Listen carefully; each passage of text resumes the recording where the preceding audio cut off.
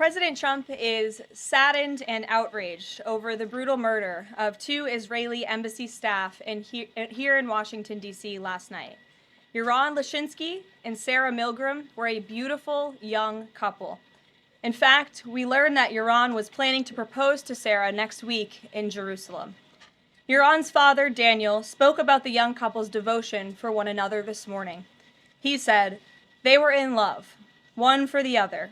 The embassy told us they were like a star couple at the embassy. I never expected something like this. He had his whole life before him." These words, especially every parent knows, are heart-wrenching. The evil of anti-Semitism must be eradicated from our society. I spoke to the Attorney General this morning. The Department of Justice will be prosecuting the perpetrator responsible for this to the fullest extent of the law. Hatred has no place in the United States of America under President Donald Trump. Everyone here at the White House is praying for the victims' friends and families during this unimaginable time. Now for some scheduling announcements. On Saturday morning, President Trump will deliver the commencement address at the United States Military Academy at West Point. On Monday, to commemorate Memorial Day, the President will visit Arlington National Cemetery and participate in a wreath-laying ceremony. The President will further honor our military next month on June 14th when he hosts the 250th anniversary of the United States Army with a grand military parade celebration right here in our nation's capital. President Trump will be joined by veterans, active duty troops, wounded warriors, Gold Star families, and patriotic Americans from across the country to celebrate our heroes who have kept us safe. Tickets for the parade and the celebration are available through the America 250 Commission's event registration portal. It will be a truly historic and special day for our country. After the parade, President Trump will travel to the G7 Leaders Summit in Canada from June 15th through the 17th.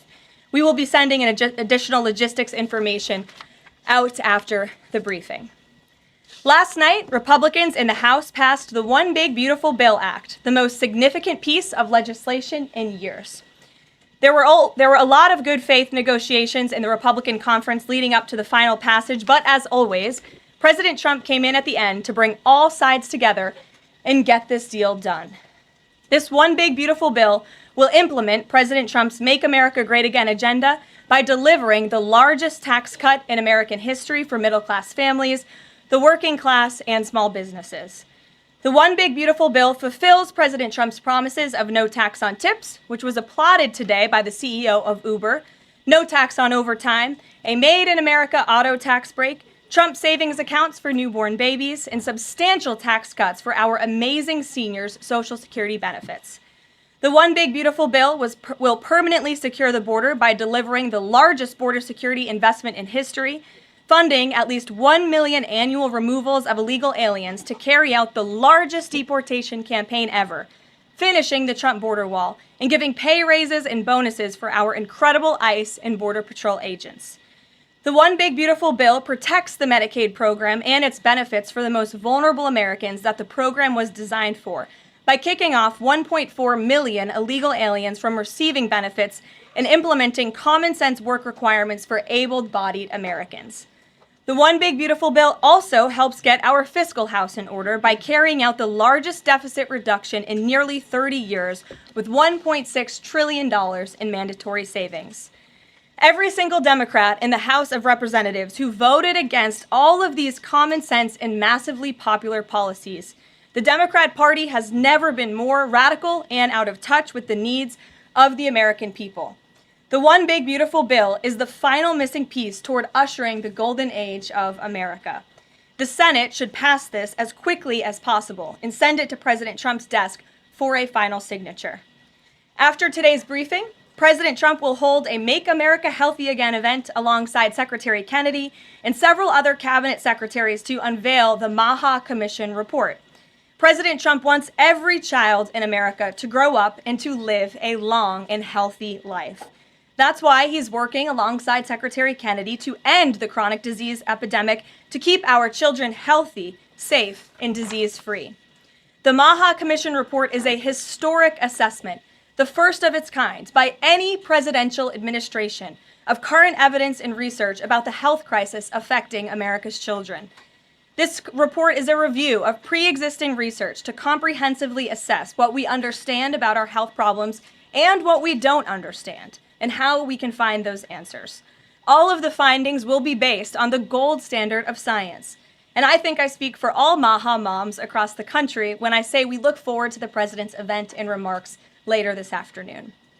And as we head into the Memorial Day weekend, a quick update on gas prices. According to the fuel savings platform Gas Buddy, the national average price of gasoline is expected to be $3.08 on Memorial Day. We expect that to continue to decline because of the president's energy policies.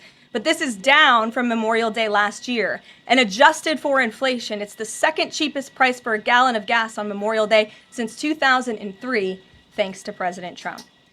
And finally, in other news, the Department of Homeland Security conducted a deportation flight from Texas to remove vicious illegal criminals in the United States. All of these individuals were sent, or are trying to be sent, to a third country. And President Trump promised to get vicious illegal alien murderers, rapists, and pedophiles like these out of our country, and he is trying to deliver on this promise. But no matter how upset this makes Democrats, we will continue to deport these monsters to keep Americans safe. And here are the heinous individuals who were on that flight. A Cuban national, convicted of homicide, armed robbery, false impersonation of an official, kidnapping, and robbery strong-arm. A Cuban national convicted of attempted first-degree murder with a weapon. A citizen of Laos convicted of first-degree murder and robbery. A Mexican national convicted of second-degree murder. A citizen of South Sudan convicted of robbery and the possession of a firearm. A citizen of Burma convicted of lascivious acts with a child less than 12 years old. A citizen of Burma convicted of first-degree sexual assault involving a victim mentally and physically incapable of resisting. It's disgusting. And a Vietnamese national convicted of first-degree murder. Now, a liberal activist district court judge in the city of Boston, Massachusetts, is trying to force the President of the United States to bring these monsters back to our country. Judge Brian Murphy is ordering the Department of Homeland Security to give these illegal criminals 15 days to reopen their immigration cases with access to phones and attorneys. Every single one of these individuals, I will add, had final orders of removal from our country. And now Judge Murphy is forcing federal officials to remain in Djibouti for over 2 weeks, threatening our U.S. diplomatic relationships with countries around the world, and putting these agents' lives in danger by having to be with these illegal murderers, criminals, and rapists. This is completely absurd. Judge Brian Murphy is not the Secretary of State. He is not the Secretary of Defense or the Commander-in-Chief. He is a district court judge in Massachusetts. He cannot control the foreign policy or the national security of the United States of America, and to suggest otherwise is being completely absurd. According to new reporting about this judge, he's a registered Democrat in Massachusetts who, during his Senate confirmation hearings, failed to disclose his ties to a radical left-wing organization that claimed the word illegal to describe illegal aliens was inherently prejudicial.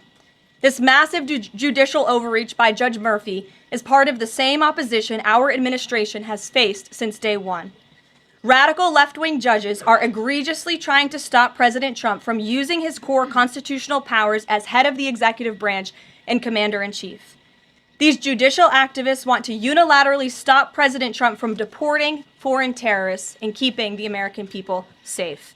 Nearly 80 million Americans re-elected this president to deport illegal criminals from our homeland, and polling consistently shows that 90% of Americans want illegal alien criminals, especially those with final orders of removal from our country, who have chosen to continue to stay here illegally. Americans want these people sent home. We hope the Supreme Court will continue to rein this in as soon as possible to restore proper constitutional order in our country.